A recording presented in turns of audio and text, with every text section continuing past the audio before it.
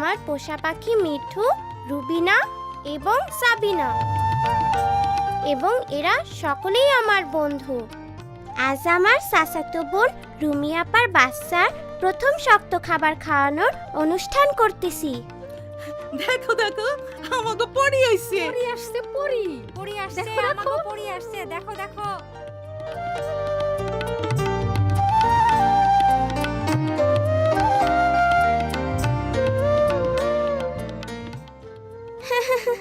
দীপু আমাগো গ্রামে সব থেকে দুষ্টু ছেলে হইলেও সকলে তারই উপকারী পরি বলতেছে।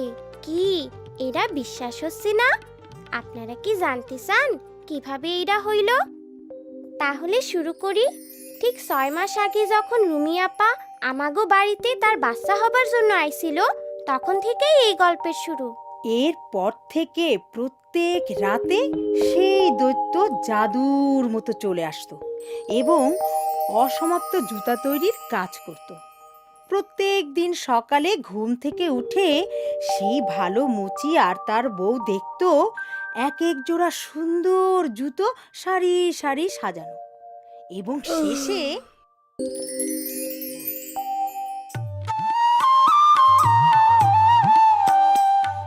পরের দিন আমরা সব বন্ধুরা মিলে ভাবতেছিলাম কিভাবে ছুটির দিনগুলো কাটাবো।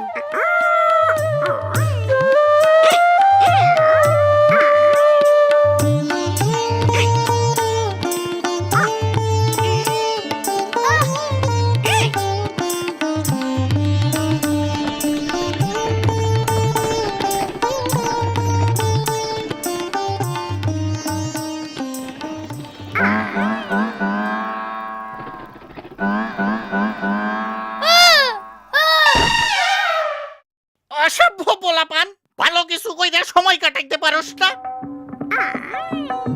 যা, দূর হ, দূর হ, দূর হ। আমি জানি আমরা কি করতে পারি।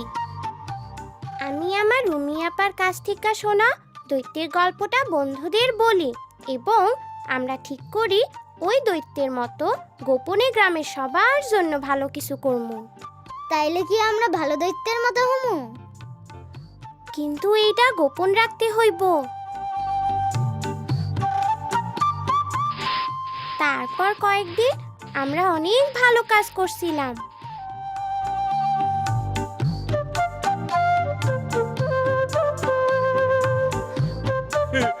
তাড়াতাড়ি আসো, তাড়াতাড়ি আসো, দেখো আমাদের উঠান পরিষ্কার পরিচ্ছন্ন।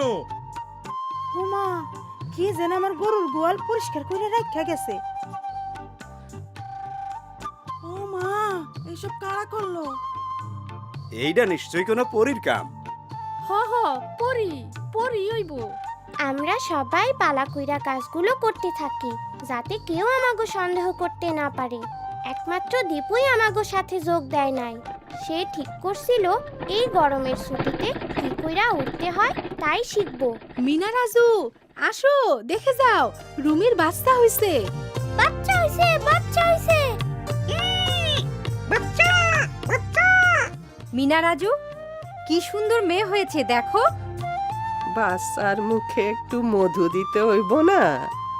না দাদি, শিশু জন্মের পরপরই যা দরকার তা হলো শুধুমাত্র মায়ের বুকের দুধ, যা শিশুকে সকল রোগবালাই থেকে রক্ষা করে।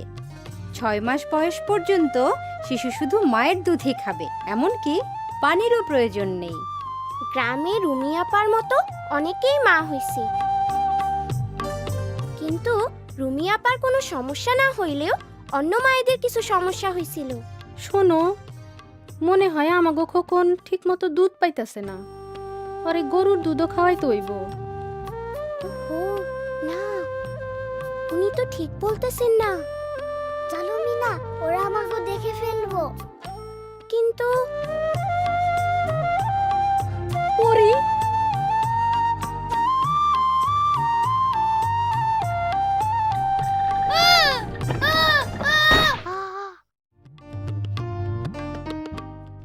এর মধ্যেই গ্রামের লোকজন ভাবতে লাগলো যে তারা পরীকেই দেখেছে। গ্রামবাসীর সকল স্থানে পরীর ব্যাপারে নানা রকম কথা বলতে লাগলো। কেউ বলল গাছের উপরে অনেক ফুল ফুটছে, সেইখানে পরি দেখছে।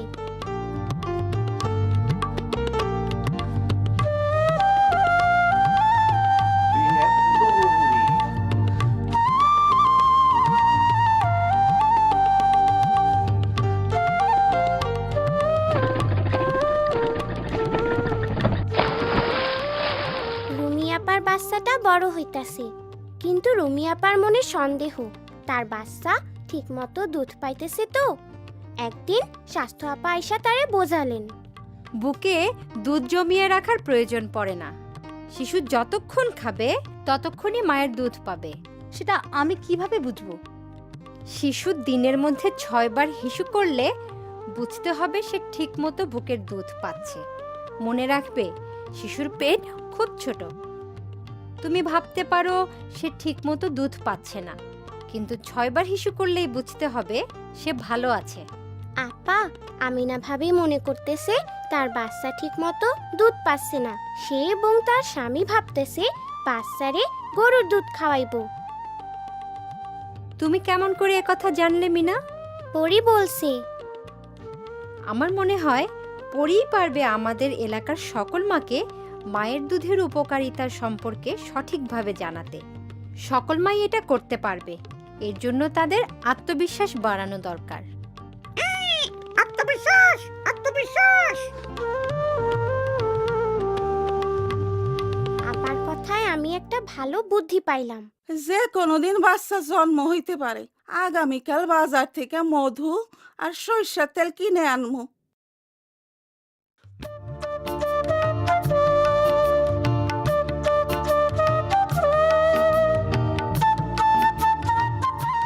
নিজের প্রতি আস্থা রাখতে হবে।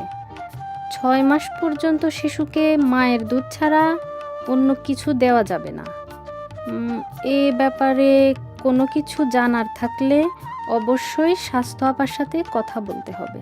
পরি আমাদের সব সমস্যার কথা জানে। হ্যাঁ, পরীর উপদেশ আমাকে মাইনা চলা উচিত। অবশ্যই আমরা পরীর উপদেশ মাইনা চলমু। সে তো আমাকে সব সমস্যাই জানে। এইটা আবার কি? সিডি নবজাতকের মুখে মধু বা সরিষার তেল দেওয়া যাবে না। নবজাতককে জন্মের সাথে সাথে মায়ের বুকে দিতে হবে। মায়ের দুধ শিশুর জন্য প্রথম প্রতিষেধক, যা তাকে বিভিন্ন রকম রোগ থেকে রক্ষা করে। এসব বিষয়ে স্বাস্থ্যকর্মীর সাথে আলোচনা করতে হবে। ও, তাইলে তো আমরা অবশ্যই পরীর কথা মাইনা চলমু।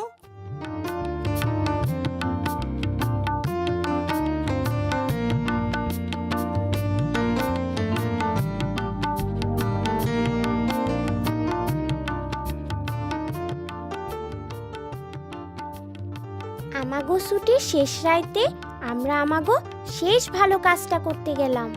পরীর কাজ শেষ। স্বাস্থ্য আপার কথা গ্রামবাসীদের জানানো হয়েছে। তাছাড়া পরের সপ্তাহে স্কুল খুলবো। আমাগো এখন এই কাজ শেষ করতে হইব। কিন্তু গ্রামের মানুষ তো তাইলে মনে করব হঠাৎ পরে চলে গেল।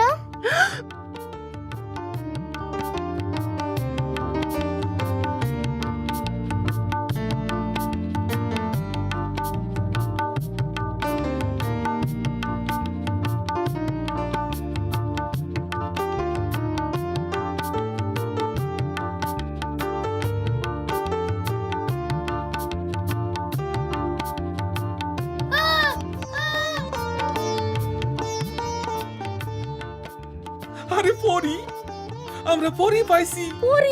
পরী পাইছি। এইভাবেই দীপু হিরো হইয়া গেল।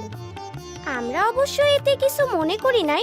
আমরা অনেক মানুষের উপকার করতে পারছি এবং স্বাস্থ্য আপার সকল তথ্য সবার মধ্যে পৌঁছাতে পারছি। আর আমরা খুব মজা করছিলাম। খুব মজা, খুব মজা।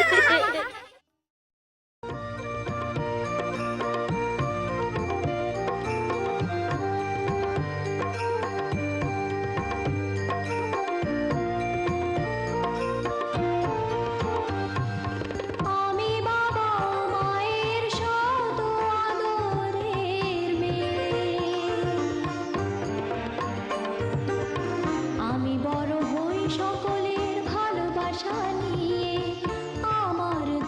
চোখে অনেক স্বপ্ন থাকে, আমি পড়ালেখা শিখতে চাই।